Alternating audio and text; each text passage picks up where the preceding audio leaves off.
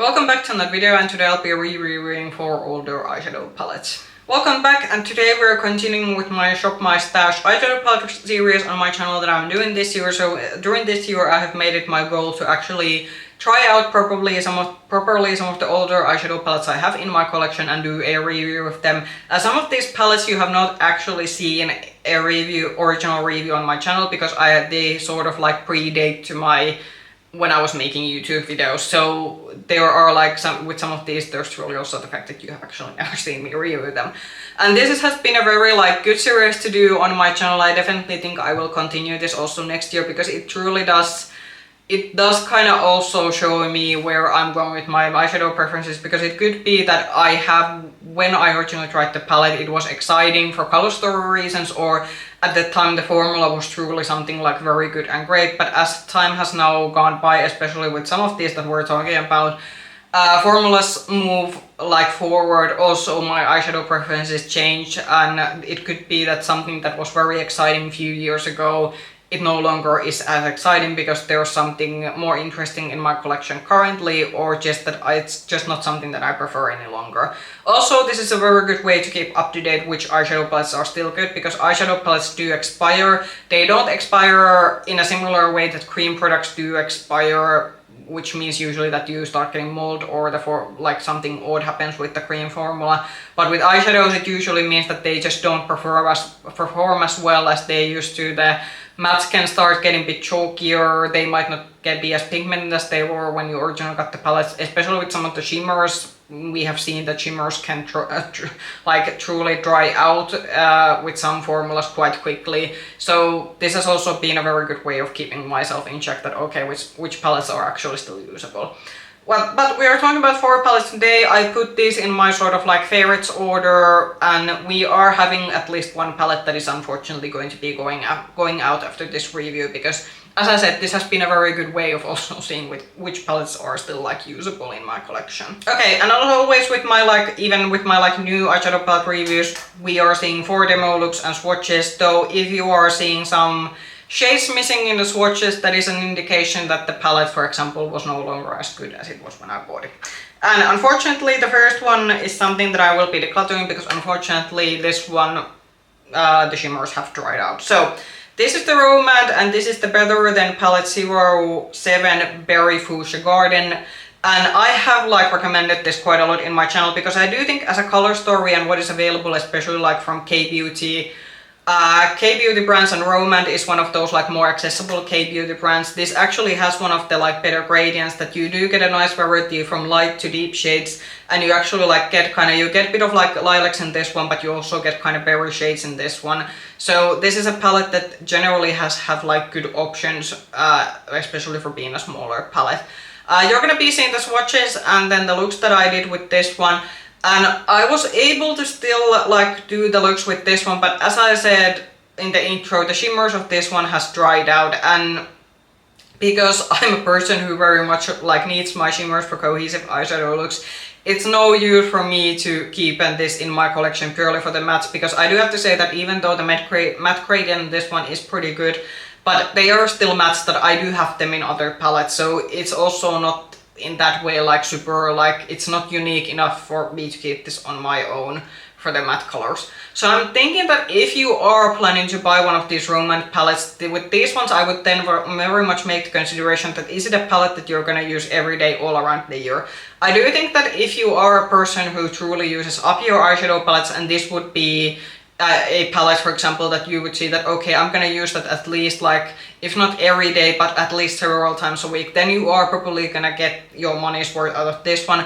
But if you're someone who has a very huge eyeshadow collection where you can't be using every palette every single day, or not even every week or month, then this is not something that I would recommend, because unfortunately the shimmers of this one, they have dried out. I think the worst situation is especially with this adhesive glitter shade over here. This one, it was very I had very much fallout with this one, and because there were there was still some adhesive left, it was still pretty difficult, because then I had specks of basically chunky glitters under my eyes, but then it was still a bit hard to get off. So Yeah, so unfortunately, even though I still do rate this highly in terms of the color story and variety for what you are getting at a smaller palette, but in terms of longevity, unfortunately, the shimmer formula of this one, it's not the best, and that is the reason why this one is getting decluttered after I have done filming and doing the swatches for this particular palette. Okay, and then to the palettes that we are going to be keeping them around, but it was still good to try this one out. So first one that is going to be staying, so I did review the Glamlite and Betty Boop palette. So this was their Valentine's palette a few years ago. I think it's been quite some time when this was launched. And I have again recommended this one quite a lot, especially from my Glamlite palettes. First of all, I do think that in terms of like shimmers, this has one of the this used to have one of the most highly rated Glamlite shimmer formula, but I do have to say the shimmer formula that was in the Twilight collection Team Jacob palette that I tried during last year, that kind of beat this one, but this still has a very sparkly, very like dimensional shimmers. This doesn't straight out have multichromes. I think there's like one duochrome shade, which is this purple shade over here, but the shimmers are just very sparkly and dimensional, and it's a very smooth shimmer formula, so it's not going to be something very chunky. So if you don't like the kind of like chunky emollient indie shimmers, I think this is still a very like excellent formula for if you don't like those kind of shades. I always say that this is a more red palette than it looks more red because of the background. Yes, you do actually get kind of other looks as you're seeing with the looks and swatches with this one. You can get also other than red looks, but it's gonna be like somewhere around red and mauve looks. You can kind of also try to do like, this has the elements to also do a neutral look, but the neutrals in this one are also very warm leaning. So it is gonna be it's gonna be warm red leaning looks that you're still gonna get with this one. So in terms of the matte formula that this kind of has, and did I feel that the matte formula or the shimmer formula had changed? I do think the formula of this one is still usable. I didn't feel that the shades had dried out or that they were chalky to work with. They were still very like usable. And the Glamlite matte formula has been usually a bit on the like, it's a bit on thinner side. You do have to build it a bit, but it's also a bit more like beginner friendly formula in the fact that it's not like pigment on the go. I do think that the Team Jacob palette that I tried from them last year, I do think the matte formula of that one was an upgrade to this one, because with this one it was more of the Glamlite formula where I felt that that it's a bit thinner, you have to build a little bit, where I felt that the Team Jacob matte formula, that was like a very big upgrade to the like previous Glamlite one, but with this one the matte formula is still very good. But I do think altogether like this is gonna stay around. I do still like it. Yes, it's a more like bit red leaning palette, which is not my absolute favorite color story, but I do still think the like looks and the variety you can get this one. It's a pretty like good palette, especially for like those days when I want something like very warm red leaning eyeshadow on my eyelids. Okay, the two last ones were kind of hard to put that which of these is my like still my like favorites from these two, but I made the choices because I thought that the other one is still, because I think the other one is still a bit more special than this one. But these two, like this was like truly like just fun to try these again. So first one, Blend Sickly Sweet. This I think is still the best pastel palette that was ever brought into the like makeup market. You can get this again. I will be putting this down in shortly so you can see the swatches and looks, because with this one it's too big to hold and still that you're able to like see the looks and swatches. But yeah. This you can still get. Blend brought this back, but unfortunately it is missing, the new version is missing the neon like pastels in this one, because the pigments of those ones are hard to source. The owner said that it was this one, and then it was the Surge palette that I was never interested, but the Surge was also a palette that had these like neon colored shades, and those are apparently in terms of pigments very hard, and they are very expensive to like get and source and then to like formulate. But I managed to get this one when they still had the neon pastels, and yeah, I think that is what makes this special and sets this out from other like pastel palettes in general.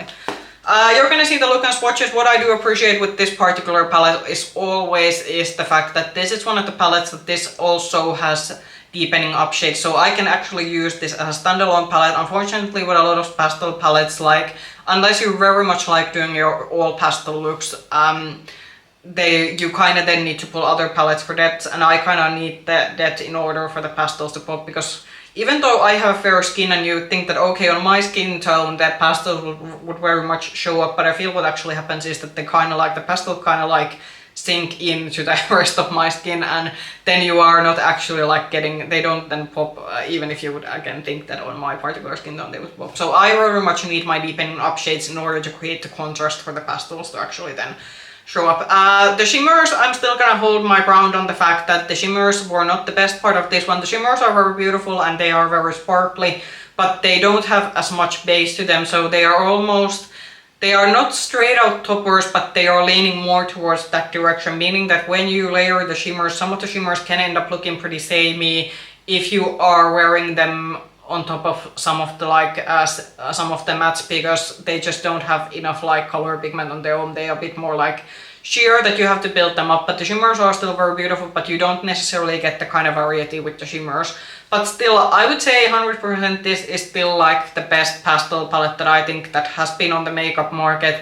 And even if you can't get the variation that I have that has the like the neon pastels, but I do think that the variation that is still available, because it still has the other shade that the original has, I would like still get it if you are looking and eyeing for a good pastel palette, because I truly think that this is truly a pastel palette that you can use it as an all-round palette because it has the deepening up shades, but it's just also the way that Glamlite has built this color story. I just think that overall it's a very beautiful palette and a high recommendation.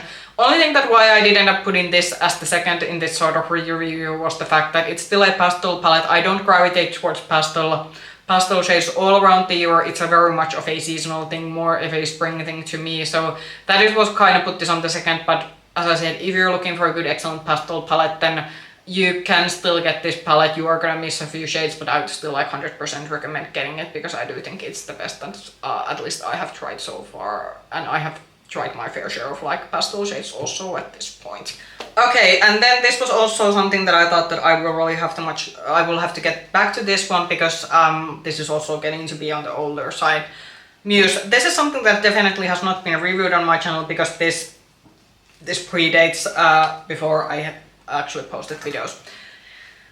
So this used to be the most neutral thing. I think again, because this is a bigger one, I'm gonna first show the palette and then you're gonna see afterwards the image and the swatches. But this used to be the most neutral thing that Glamlite Cosmic Beauty had in their line. Now we have of course gotten more like truly neutral things. We do know that, for example, the neutrals palette that I got few. It was neutrals like last year or was the year before, but that was, for example, no, I tried it during last year, but it was released already like at the end of the previous year of that one, but I reviewed it last year.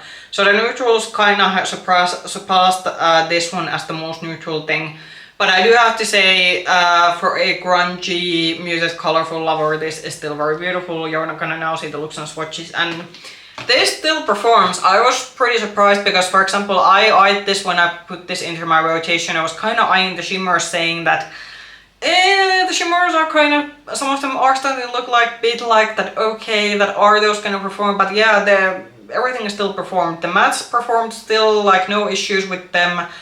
Like I have no complaints about this one, because this was a palette I was kind of thinking that this could be on the chopping block for decluttering at the end of this year, purely because of the age of the palette. But I tried this out, I'm kind of thinking that yeah, I still enjoyed this a lot. Even though it's on the grungier side, for my preferences, it's quite easy for me to create looks with this one. So yeah, I don't think this is getting decluttered at the end of this year, because I still like enjoyed this way too much for it to for the palette to exit my collection. I will have to say though, for example with the shimmers, so because it's an older Cosmic Beauty palette, the shimmers are not as sparkly, and there's definitely, they have now like added a bit more like duochromes into their newer palettes, and even some of them have multichromes. So this one is truly one of the older palettes where it was more like these more traditional, like almost metallic leading shimmers, but the shimmers still from the looks, like I still like enjoyed them. I did like when I created the looks with them. I enjoyed the like how they layered and how they were like easy to work with, and there were a few of the shimmers that did crease a little bit at the end of the day, but not like terribly. Like I would say that the shimmers, because these are not the like super emollient sparkly like typical indie shimmers, they are a bit more friendly, for example for someone like me who whose eyelids they do tend to have those very emollient shimmers, usually like creasing, especially if it's a long day. But with this one, the longevity was also pretty good in terms of like wear time.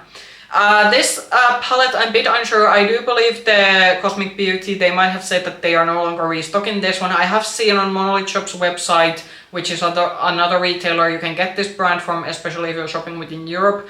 This palette has been on sale on their website, so I do think it's a bit of like last minutes to get this one.